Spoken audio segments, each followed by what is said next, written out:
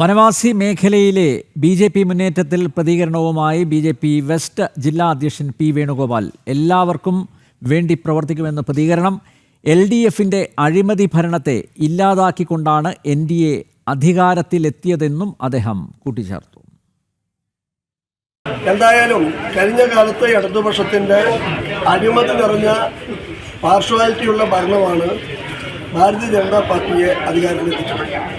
Bharatiya Janata party ഒരു മാതൃകയായിട്ട് നമ്മുടെ ജില്ലയ്ക്കും സംസ്ഥാനത്തിനും മാതൃകയായിട്ട് ഈ പുതൂർ ഗ്രാമപഞ്ചായത്തിൽ ഭരണം നടത്തുമെന്ന് നമ്മൾ ഉറപ്പിക്കുകയാണ്.